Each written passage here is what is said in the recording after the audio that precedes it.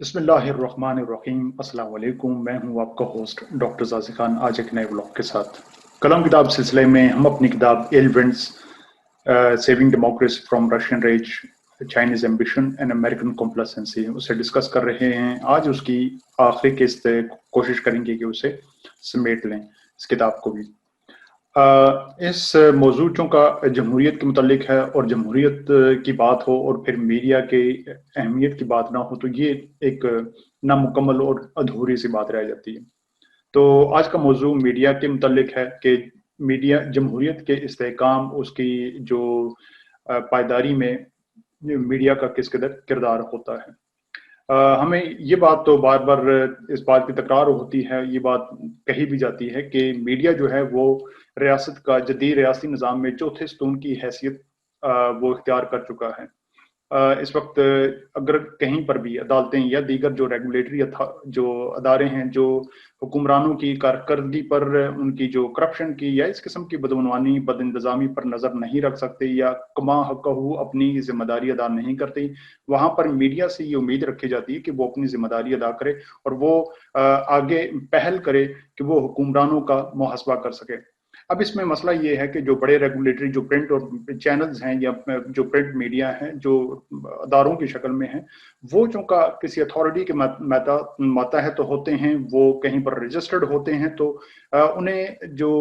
Manoeuvre کرنا، انہیں ساتھ ملانا حکمرانوں کے لیے آسان ہوتا ہے۔ اور ویسے بھی اگر آج ان دنوں اگر آپ حالات دیکھیں تو یہ ادارے جو ہیں یا اخبارات یا چینلز، یہ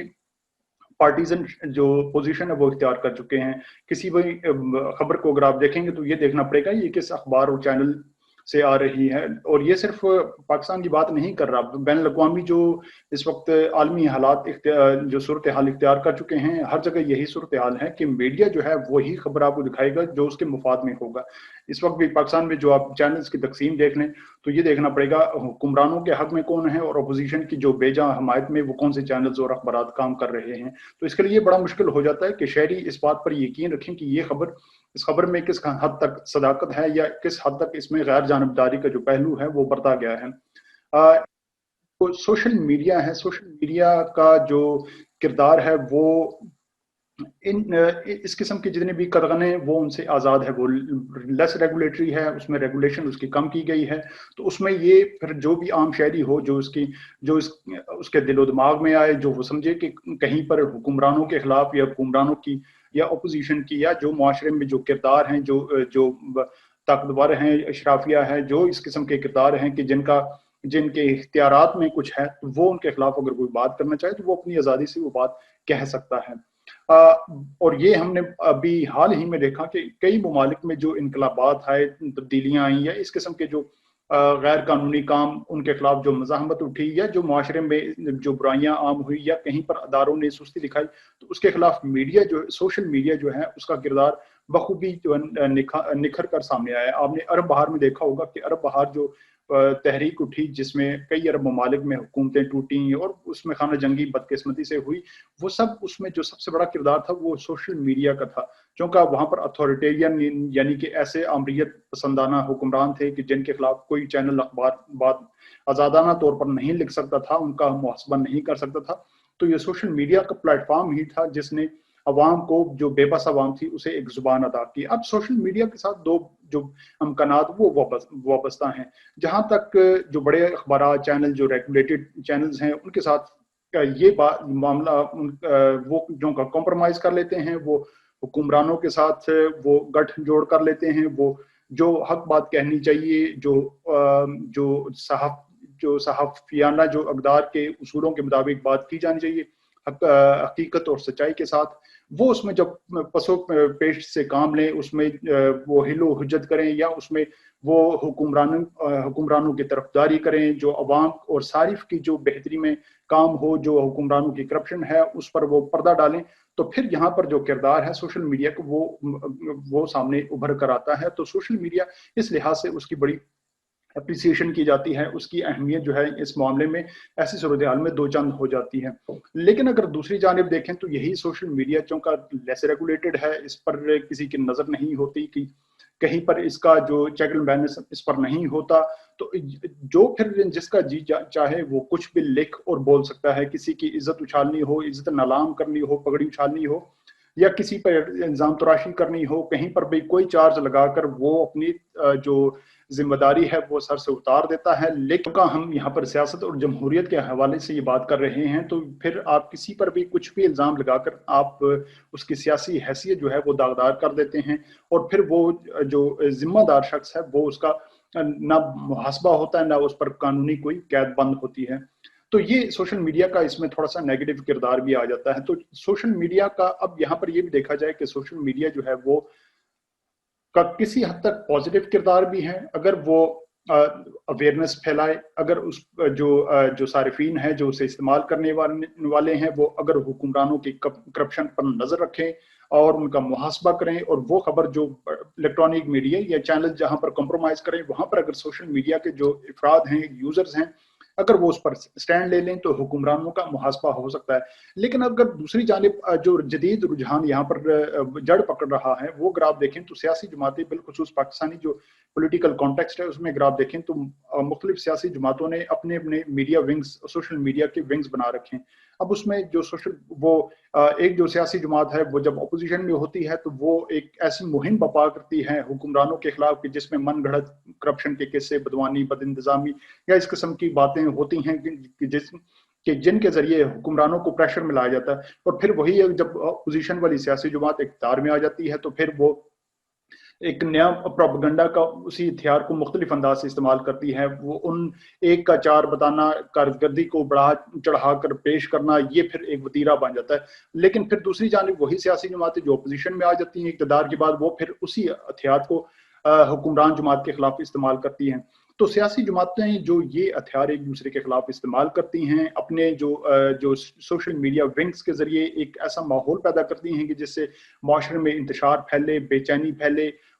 جو جمہوری حکمرانوں کی جو کارکردگی ہے اس پر کڑی تنقید ہو، ایسی تنقید ہو کہ جو ان کے اختیارات سے تجاوز کر رہی ہو، جو ان کے بس میں نہ ہو، تو پھر اسے جمہوریت جو ہے وہ عدم استحکام کا سے دوچار رہتی ہے. اس لیے کہ جمہوریت کا جو معاملہ ہے وہ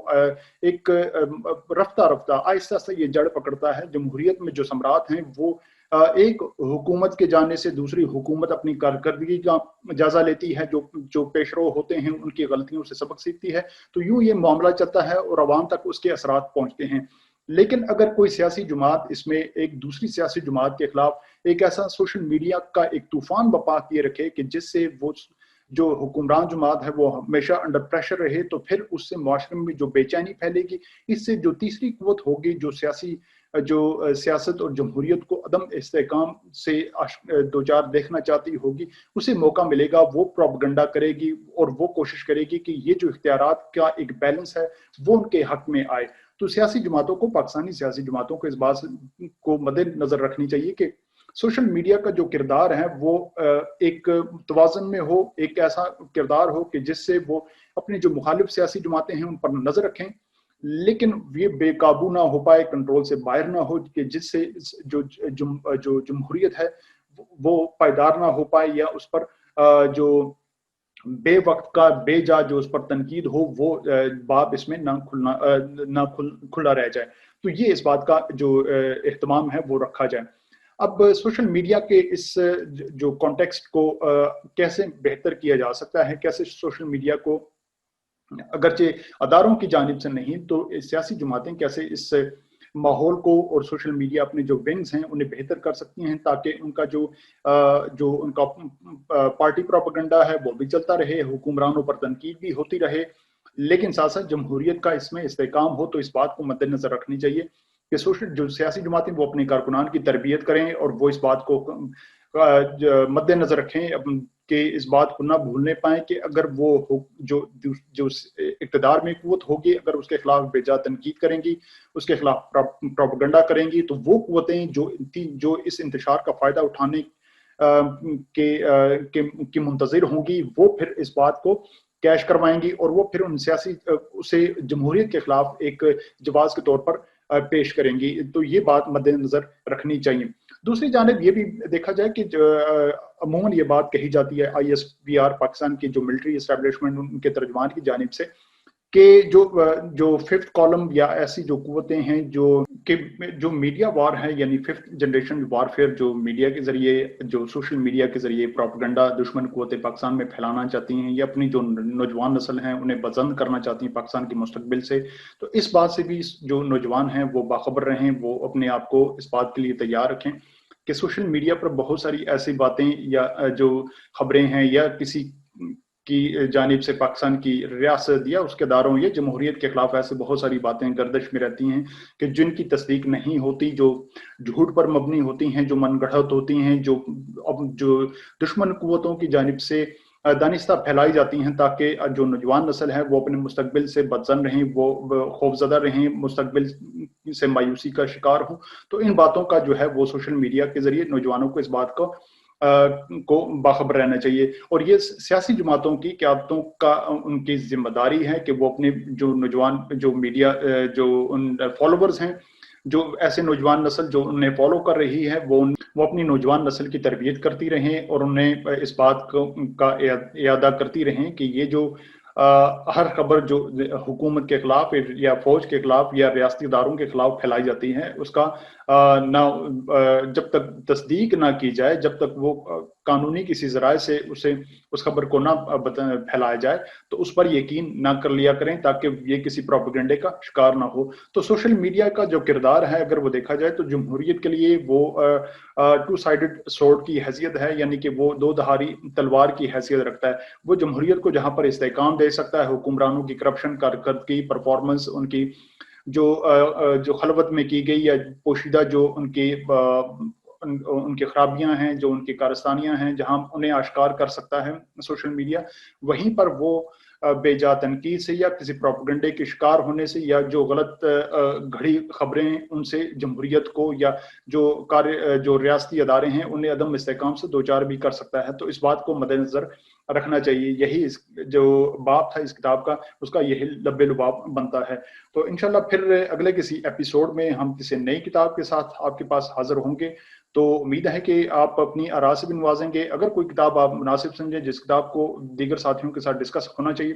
وہ بھی آپ تجویز کر سکتے ہیں۔ بہت شکریہ۔